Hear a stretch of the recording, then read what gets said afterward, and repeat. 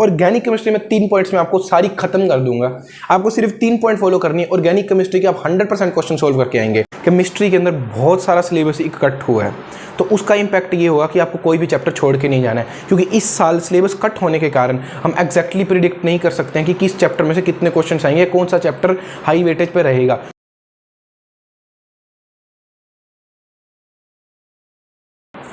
सो hey guys, इस वो iron Babbar, और आज की वीडियो में हम बात करने वाले हैं केमिस्ट्री के बारे में कि किस तरह से आप नीट 2024 के अंदर केमिस्ट्री के अंदर 160 प्लस मार्क्स सिक्योर कर सकते हैं। आई नो ये वीडियो थोड़ी सी लेट हो चुकी है, थोड़ा लेट ज़रूर आया, लेकिन कंटेंट में कोई भी कमी नहीं मिलेगी। आपको हर वो चीज़ बताई जाएगी जिससे आप 160 नंबर केमिस्ट्री के अंदर सिक्योर कर सकते हैं। और अगर आपसे 160 नंबर केमिस्ट्री के अंदर सिक्योर कर लेते हैं तो ये बहुत अच्छा मार्क्स अपने आप में माना जाता है।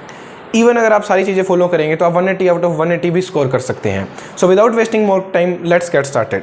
तो वीडियो को स्टार्ट करने से पहले यार एक छोटी सी रिक्वेस्ट, हमारा चैनल अभी नया है तो प्लीज़ इसे आप सभी लोगों के सपोर्ट की ज़रूरत है, तो प्लीज़ इसे लाइक करें, सब्सक्राइब करें, शेयर करें अपने दोस्तों के साथ जिसे भी इस तरह के कंटेंट की नीड है, ताकि उनको भी इसकी हेल्प हो सके। अब देखिए, अगर हम बात करें केमिस्ट्री की, तो केमिस्ट्री के लिए पहली बात तो कोई भी एक तरह की स्ट्रेटेजी आपको काम नहीं दे सकती है। ये केमिस्ट्री अपने आप में 3 सब्जेक्ट से मिलकर के बना हुआ है, inorganic chemistry, organic chemistry and physical chemistry. तीनों के लिए हमें कुछ अलग अलग चीज़ें डिस्कस करनी पड़ेगी कि अभी जो ये बचा हुआ हमारा टाइम है, इस टाइम को हम किस तरह से यूटिलाइज कर सकते हैं, इस टाइम के अंदर किस तरह से हम रिवीजन कर सकते हैं, इस टाइम के अंदर हम किस तरह से अपनी रिवीजन को मॉडिफाई कर सकते हैं, फास्ट रिवीजन कर सकते हैं और इफेक्टिव रिवीजन कर सकते हैं, ताकि हमें चीज़ें याद भी रहे और हम सारी चीज़ें रिवाइज भी कर सके टाइमली, और हमारे नंबर जो है वो भी 160 प्लस के रेंज में चले जाएं। तो अब हम बात करते हैं सब्जेक्ट वाइज, हम बात करेंगे। सबसे पहले हम इनऑर्गेनिक को देखेंगे, फिर ऑर्गेनिक को देखेंगे और फिजिकल केमिस्ट्री को देखेंगे उसके बाद एंड में। तो अगर हम बात करें इनऑर्गेनिक केमिस्ट्री की, तो इनऑर्गेनिक केमिस्ट्री बहुत हद तक बायो से सिमिलर है। बायो के जो लर्निंग वाले चैप्टर होते हैं उस तरह की होती है हमारी इनऑर्गेनिक केमिस्ट्री। आपको इनऑर्गेनिक केमिस्ट्री में चीज़ें याद रखनी पड़ती हैं। अब पहली चीज़ हमारे दिमाग में आती है इनऑर्गेनिक केमिस्ट्री रिवाइज कैसे करनी है, तो ये आप 2 जगह से रिवाइज कर सकते हो। पहली, अगर आपने सारे साल अच्छे से मेहनत करी है और आपने क्लास नोट्स बनाए हैं तो वो सबसे बेस्ट चीज़ है। क्यों है उसके बारे में आगे बात करते हैं, पहले दूसरे सोर्स की बात करते हैं। तो जो दूसरा हमारा सोर्स है वो है एनसीईआरटी। अगर आपने स्टार्टिंग से ही नोट्स को छोड़ करके, जिस तरह से हम बायोलॉजी में भी एनसीईआरटी पढ़ते हैं और उसके अंदर लाइन्स इंक्लूड कर लेते हैं, साइड में लिख लेते हैं, अंडरलाइन कर लेते हैं, अगर आपने वैसे अगर एनसीईआरटी में किया इनऑर्गेनिक की, तो आप एनसीईआरटी को बार बार रीड कर सकते हो, उससे रिवाइज कर सकते हो। दोनों इफेक्टिव चीजें हैं। अब नोट्स की अगर बात करें, नोट्स इफेक्टिव क्यों है? नोट्स इफेक्टिव इसलिए क्योंकि अगर आपने सारे साल अच्छे से नोट्स बनाए होंगे तो उस नोट्स के अंदर आपकी 2 चीजें कवर होगी। सिर्फ थ्योरी कवर नहीं होगी, क्वेश्चंस भी कवर होंगे। क्योंकि जैसे हम क्लास में थ्योरी लिखवाता है टीचर, सपोज कीजिए हम कोऑर्डिनेशन कंपाउंड एक चैप्टर है इनऑर्गेनिक केमिस्ट्री का जो अपने आप में बहुत हैवी वेटेज रखता है। अगर हम कोऑर्डिनेशन कंपाउंड के सपोज कीजिए टीचर ने रूल लिखवाए तो उसके बाद वो 5-7 क्वेश्चन भी सोल्व करवाता है, तो आपके रूल्स रिवाइज हो गए, साथ के साथ आपके क्वेश्चंस भी रिवाइज हो गए, तो आपको थोड़ा सा क्वेश्चन अटेम्प्ट करने की स्ट्रेटेजी भी क्लियर हो जाएगी। वहीं के वहीं आपके थ्योरी प्लस क्वेश्चन दोनों चीजें रिवाइज हो रही हैं। अगर आपने नोट्स बनाए, आपने सारा साल मेहनत की है, तो इस टाइम आपकी रिवीजन बहुत ईजी हो जाएगी। इस चीज का ध्यान रखते हुए आपको ये चीजें आगे प्रोसीड करनी है। लेकिन अगर आपने नोट्स नहीं बनाया तब भी डरने की कोई बात नहीं। आप एनसीईआरटी को देखिए, अच्छे से फॉलो कर सकते हैं, एनसीईआरटी की एक लाइन अच्छे से रीड कर सकते हैं, क्योंकि हर चीज़ इनऑर्गेनिक के अंदर एनसीईआरटी से ही आएगी। तो घबराने की कोई भी जरूरत नहीं है। आप एनसीईआरटी को अच्छे से यूज़ कीजिए। कोई अगर एक्स्ट्रा लाइनें आपको मिलती हैं तो उसको एनसीईआरटी के अंदर ही इंक्लूड करने की ट्राई कीजिए। एनसीईआरटी की जो बैक एक्सरसाइज है उसे अच्छे से सोल्व कीजिए। एनसीईआरटी की जो अंदर क्वेश्चन है उन्हें अच्छे से सोल्व कीजिए। इतना कंटेंट भी अपने आप में बहुत इनफ है।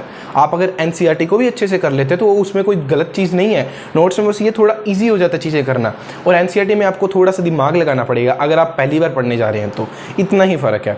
अब पढ़ने के बाद, रिवाइज करने के बाद बात आती है कि क्वेश्चन प्रैक्टिस कहाँ से करनी है। तो एक चीज़ आप क्लियरली सुन लीजिए, तीनों जो हमारे सब्जेक्ट है इनऑर्गेनिक, ऑर्गेनिक, फिजिकल, तीनों के अंदर आपको same set of questions he practice करने हैं। मैं आपको एक साथ बता रहा हूं और ये आपको तीनों के लिए ही बता रहा हूं। आपको तीनों के अंदर सेम चीज़ ही फॉलो करनी है। तो पहली चीज़ जो आपको करनी है वो आपको करने हैं पीवाईक्यूज। 2011 से लेकर के 2023 तक के सारे पीवाईक्यूज को आपको अच्छे से सोल्व कर देने हैं।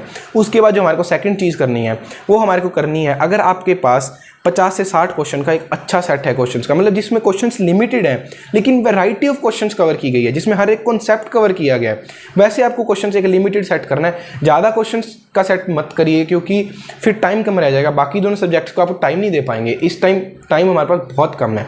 थर्ड जो हमारे को चीज़ आप कर सकते हैं वो ये कर सकते हैं कि जब आपने पहले डीपीपी या आपने कोई भी स्टडी मटेरियल सोल्व किया था उस टाइम पे आपने कुछ क्वेश्चंस को गोल करके रखा होगा जो आपसे फर्स्ट टाइम में नहीं हुए थे। ये वही टाइम है इन क्वेश्चंस को सोल्व करने का। और जो हमारे को चौथी चीज़ जो हमारे को करनी है वो ये करना है कि आपको कोई टेस्ट स्किप नहीं करना है। टेस्ट के अंदर आपके जो क्वेश्चन गलत होते हैं, जो आप छोड़ते हो, उन्हें आकर के अच्छे से सोल्व करना है। अब अगर इनऑर्गेनिक के बाद हम बात करें ऑर्गेनिक के बारे में, ऑर्गेनिक केमिस्ट्री में 3 पॉइंट्स में आपको सारी खत्म कर दूंगा। आपको सिर्फ 3 पॉइंट फॉलो करनी है ऑर्गेनिक केमिस्ट्री के, आप 100% क्वेश्चन सोल्व करके आएंगे। पहली चीज आपको क्या करनी है, ऑर्गेनिक केमिस्ट्री के अंदर नेमिंग रिएक्शंस एक जगह पे लिख लेनी है। ऑर्गेनिक केमिस्ट्री के अंदर जितनी भी नेमिंग रिएक्शंस है वो सारी आपको एक जगह पे लिख लेनी है, उसे डेली रिवाइज करना है। सेकंड चीज, जितने भी ऑर्गेनिक केमिस्ट्री के अंदर टेस्ट दिए हुए हैं वो सब आपको एक जगह लिख लेनी है, सिर्फ इतना फॉलो करना है। थर्ड जो आपको चीज करनी है, आपको रिएजेंट सारे एक जगह लिखना है। लिखने किस तरह से, रिएजेंट्स को लिखने का थोड़ा सा तरीका अलग है, वो किस तरह से आपको रिएजेंट लिखना है, उसके बाद लाइन खींचनी है, आपको आगे लिखना है कि क्या सबस्ट्रेट है और प्रोडक्ट क्या बन रहा है। प्लस इसके अंदर आपको एक्सेप्शन ऐड करनी है कि वो रिएजेंट कौन से सबस्ट्रेट के ऊपर वर्क नहीं करेगा। इतना काम अगर आपने 3 पॉइंट फॉलो कर लिए, आप ऑर्गेनिक केमिस्ट्री मास्टर कर सकते हो। आप 100% क्वेश्चन ऑर्गेनिक केमिस्ट्री के अंदर सही कर सकते हो। इन 3 चीज़ों के अलावा बाहर से कोई क्वेश्चन आएगा ही नहीं, बात खत्म।